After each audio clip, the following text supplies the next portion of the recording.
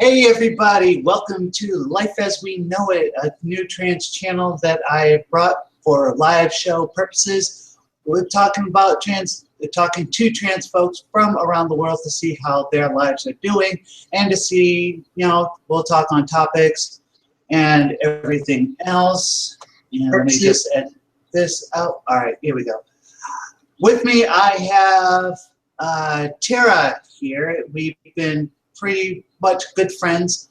Do you want me to let them know how we met, or?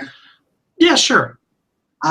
We met on a social MMO, which is Second Life, and in a roleplay area where we roleplay robots. And we got to be good friends, and so, well, with me just talking all this, how about we just introduce her? Tera, you want to say something about yourself? Sure. I'm Tera. I'm 44. I'm from Northern Indiana. I've been transitioning for the last year. In fact, March 3rd, I just celebrated 1 year on HRT. I'm not full-time yet, but I've got my name change paperwork in the mail, or it's filed, and I'm waiting on my court date. So that's happening, and I have an 18-year-old that I live with, that lives with me, and it's just life in a small Northern Indiana town. All right. Before we started this show, we were starting to touch on a topic. You want to tell folks about the topic we'll be discussing? Well, we talked about a couple different topics actually, but one topic I brought. Go ahead. I'm sorry. Oh, I was going to say, what about you could say about the post? Just don't mention any names from it. Okay.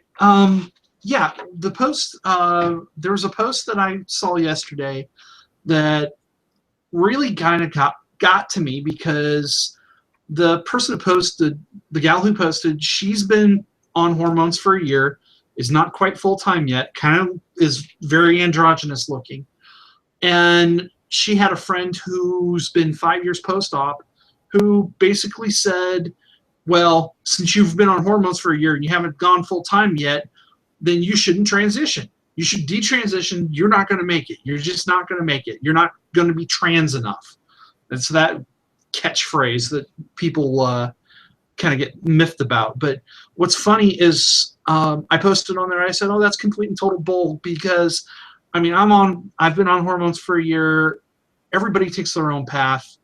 Not everybody can transition when they're 20. My path was quite different than what everybody else's is, and no one person's going to have the same path. No one person's going to have the same agenda or same pattern that they're going to go through. I mean, because what we have is guidelines, and that's all they are, is guidelines. They're not boundaries. They're not saying, oh, if you can't transition in 2 years, then you're not going to make it, and you need to detransition. It's like, there's nothing that says that.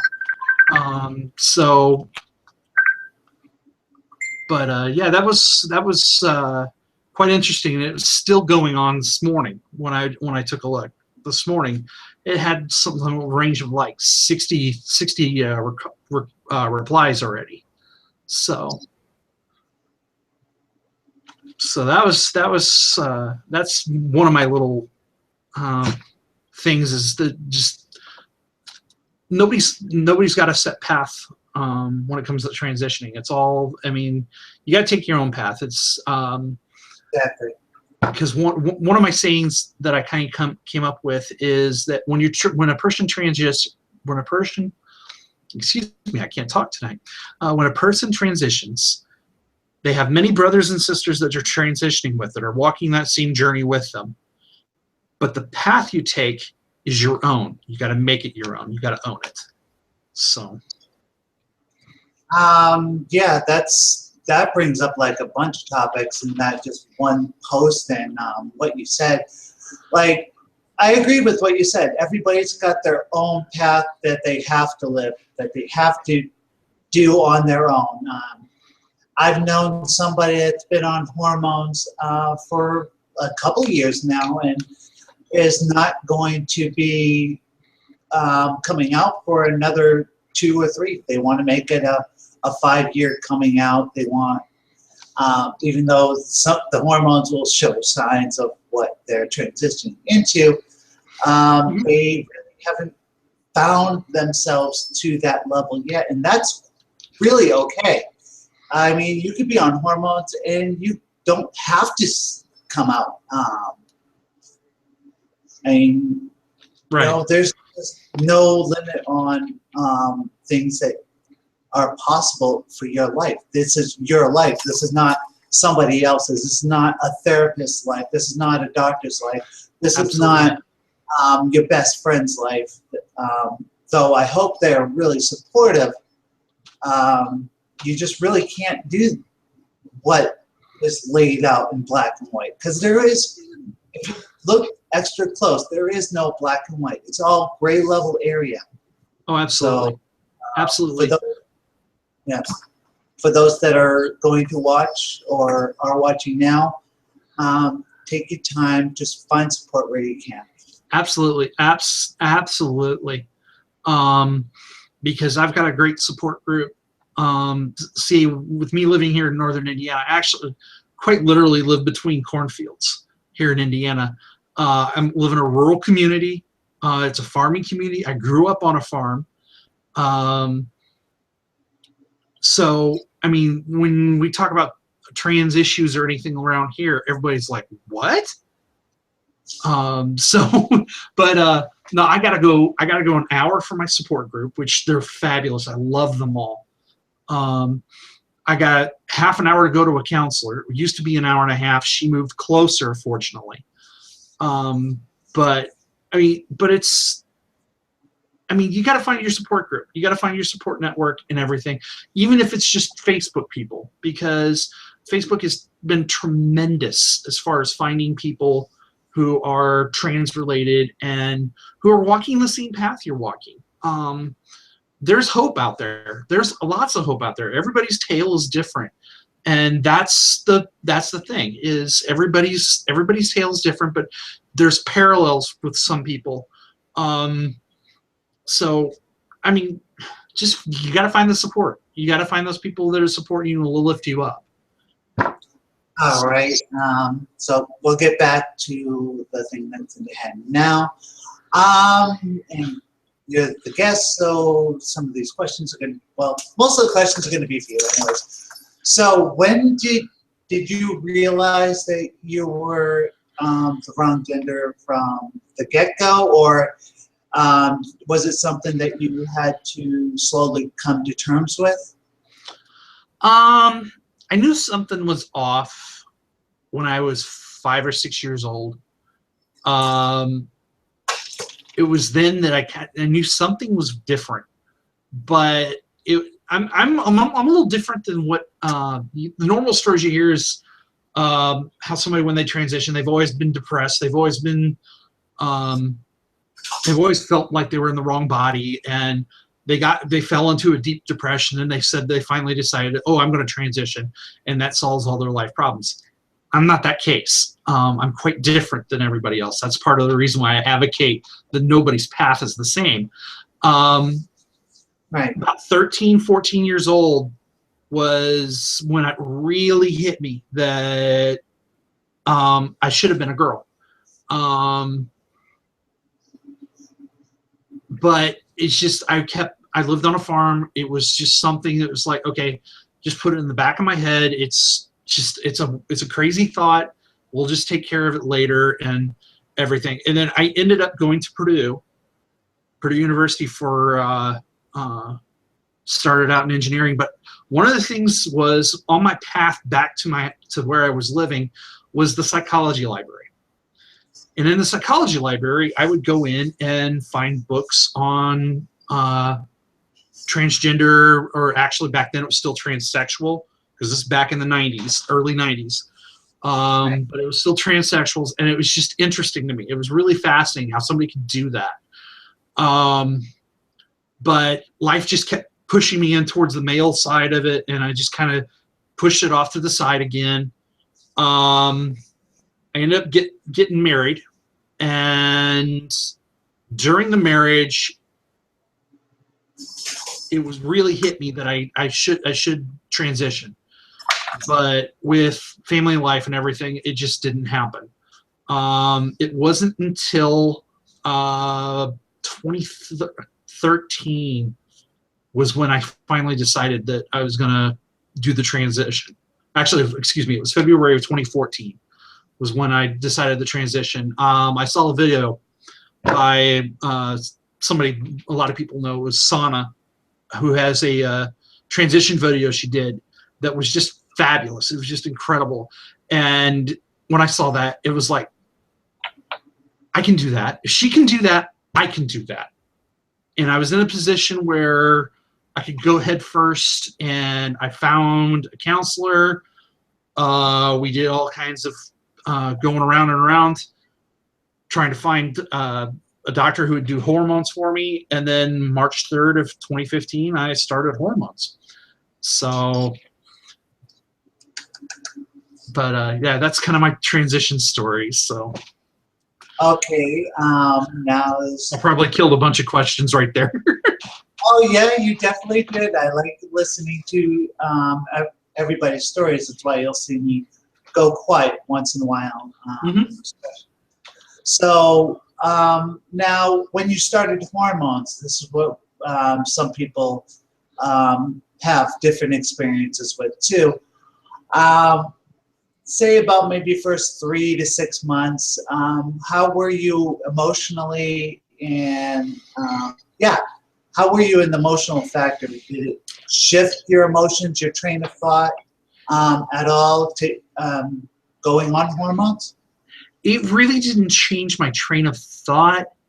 It freed my emotions. It really, because I have an 18-year-old, and she absolutely loves putting on sad movies and these or like late one that she really likes torturing me with is Les Miserables. And every time one of the characters dies, in fact, I'm starting to tear up right now. But every time one of the characters dies, she gets this look in her eyes, kind of like, "Oh, are you crying yet? Are you crying yet?" But the other, I mean, a lot of people have said that, "Oh yeah, I'll just break down bawling." No, actually, what I've found is I've had a real curious side effect. I get laughing fits. I get these laughing fits that it doesn't help that my kid will look at me, give me this little funny look, and it just keeps me going. And it just, I mean, I've laughed so hard that I've almost passed out. That's how hard I've laughed. And I mean, that's been the thing that's been the best thing about it, is it's been so freeing emotionally, and the laughing fits. I've enjoyed those. I really have. That's good. So, you're like, I don't know, like physical changes at all, like softer skin and stuff like that. How's like the hair growth and everything? I've had some hair growth on my head because I was balding. Thank you, Dad. Because he's about gone. But I've had some hair growth come back. My body hair's thinned quite a bit. Because I'm like, the chest hair I know has thinned out drastically. It was amazingly how drastic it changed. Of course, breast growth. 1 year I've gotten some pretty good growth there. The other thing is that's happened to me is I've had people tell me that my face looks a lot softer and a lot better. They've talked about the fact that, I mean, I've had people say, "Oh yeah, you look like you're 35," and I'm like, "Oh, thank you. That's 10 years off. I'll take it. I'll take that." So that's always been kind of fun. That's a good side effect. So Oh, that's good. Now, for me, my arm hair stopped growing. Well, slowed down considerably and went really thin. But unfortunately, after so many years, even my facial hair is still dark, and I have to shave like twice a day. I'm still waiting. I'm still shaving too, and the growth has slowed a little bit because I was the kind of person that I would shave at 8 o'clock or 8 o'clock in the morning. If I'd shaved by 5 o'clock or by noon, I would have a 5 o'clock shadow. So that's how fast it grew, and it grew very dark. So, but no, that's slowed down a little bit. Still dark, but the other problem I got is my facial hair started going gray on me. So, yeah. It's going to spend time in electrolysis.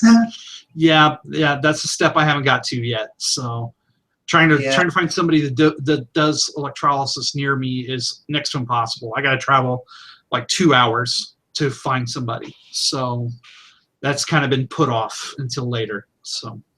Yeah, I have so many people that does electrolysis around here, but none of them take insurance yet. Yeah, so I'm on state insurance currently. So, yeah, and that's the one thing that's preventing anything else going forward. So, so well, I don't know any other questions as of yet, but sure, if anybody's watching, they can ask questions. I'm pretty free to answer most questions. So.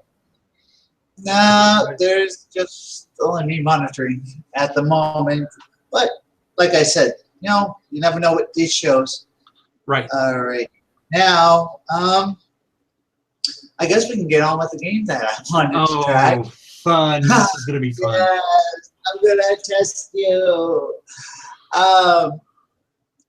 Let's see. Today's game is going to be, as soon as my app opens, is going to be the LGBT lingo game, where I'm going to pick a random lingo out of here, and we're going to see if Tara can make the definition, or sort of whatever the average definition is.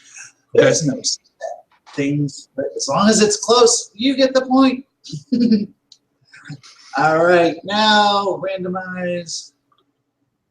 Let's see.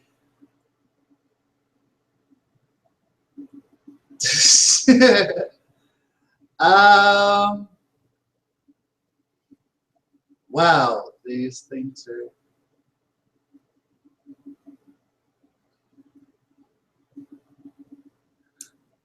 Ambigender. Hope I said that right. What's ambigender? Ambigender? A-M-B-I-G-E-N-D-E-R.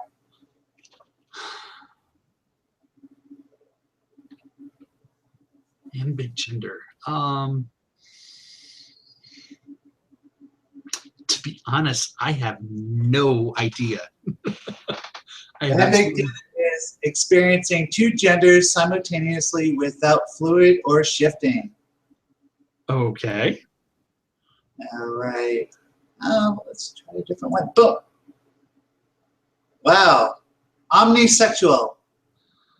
Omnisexual. Sexual, all-encompassing sexual. I don't know. Oh, pretty close. Terms used to describe people who have a romantic, sexual, affectional desire for people of all genders and sexes. Yay! Close. You get the point. I give it to you. Okay. Let's see. 8 more. Because I have all right. Straight. Straight? Oh, jeez. Yeah.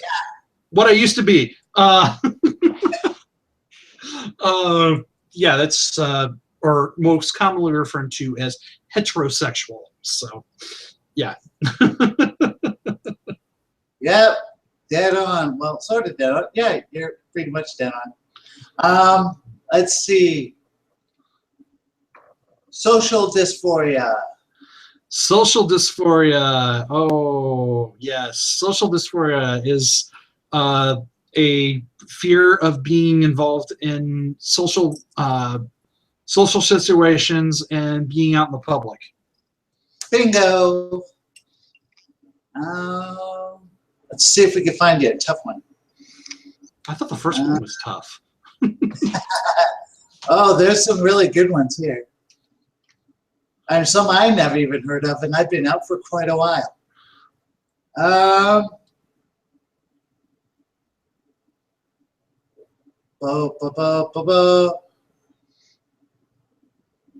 Wow, some of these mean the same thing as the other ones.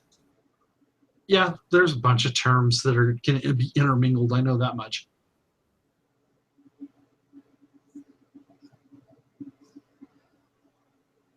Okay, transphobia. Transphobia, the fear of those that are fear of the transgendered. Okay, let's see, what was that, 5? Yeah, let's call it 5. Okay, here's a little bit of a tougher one. TERF. T-E-R-F. The trans-exclusional radical feminist. Holy crap, you knew that one. Yes, yes. Oh, tell me you're not a feminist. No, no. No, I'm not. So all those feminists out there, I support everybody. So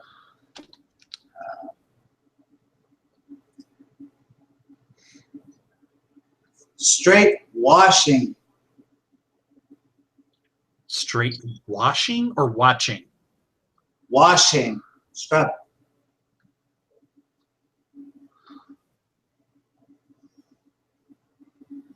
The only thing I could think of is washing of a history to be straight. I don't know. A person whose true sexual orientation is anything other than heterosexual or asexual and has been assimilated to heterosexuality, cultural norms, more in folk ways. This person may also deal with issues of internalizing homophobia. Okay. Yeah, that's different. Okay. Wait, what number were we on? This one should be 7 or 8. Okay, we'll call it 8. Let's see. Trigger. Trigger. A word or phrase used that might cause somebody discomfort or just trigger dysphobia or a panic attack. Wow, you win in this game. All right. Transmasculine. Transmasculine. Oh boy. I know this one really well because we have a group up near us. They call themselves the Transmasculine League of, what was it? Wait a minute. It's the Michigan League of good grief, I can't remember the name. Cole's gonna kill me. But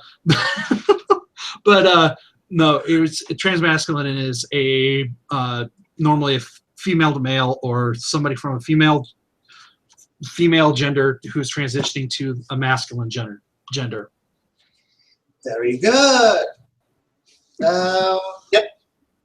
And I think we have, what, 1 or 2 more? 1, we can do 2. Okay. Third gender. Third gender is described as like hermaphrodites, the intersex. Usually it's a description used in other cultures, like in some of the in India they call those that are eunuchs a third gender. So Okay, the first 2 things you said describe physical traits. But yeah, you're pretty close to the last part. A person who does not identify with traditional genders, man or woman, but identifies with another gender. Very good. And we'll do a last one. Round robin, boom. That one. And BIOS, I think I said that right.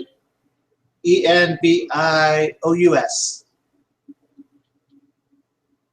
Don't have a clue. Never heard it. Appreciation of awe of someone's queerness to the point of envy. Okay, that's different. That's different.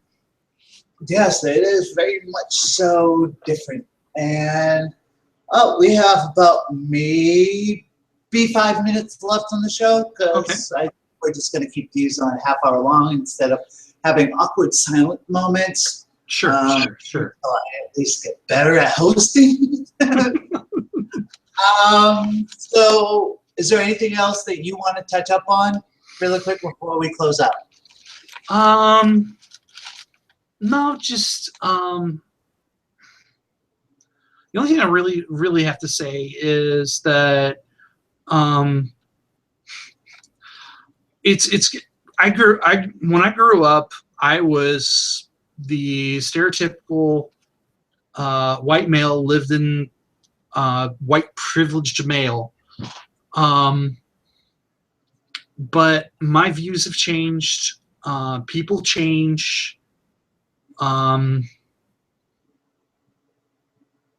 Just the biggest thing is not everybody. I'm gonna step in it here. This is more discussion, so. But no, just for people who have issues with their family. I'm having an issue with my family. I work for them. They are not supportive of me. Just remember that if your family's not supportive of you, there are other people out there, other trans people, who are more than willing to wrap you in a hug and hold you and just tell you everything's going to be fine, because we've gone through it ourselves. So just don't give up hope. Thank you so much for being a guest on the show. My pleasure. And I look forward to maybe you're live soon. I think we're meeting next week, right? Yes, we are. We're going to meet next week because the way some things happened, I'm going to be in your area. So go somewhere, do a couple of things, maybe it's going to be fun. Set up like a small, quick show, just showing that you visited and everything. Yep. Yeah. That'll be fun. Yes, it'll be fun. Yeah, and much like Tara said, you can choose your friends, and you can choose some of the really close ones. But hopefully, the ones that you've chosen are there to help you further in your life and not hold you back from who you are. Also remember that there are support groups out there. If you haven't done so yet and you are feeling very dysphoric or very depressed, highly recommend seeking medical help, psychiatrist, or just let your doctor know that you're feeling depressed and let them recommend somebody for you if you have a hard time going out and seeking somebody. Take care of yourselves, love one another, and do your best to always see the inner light.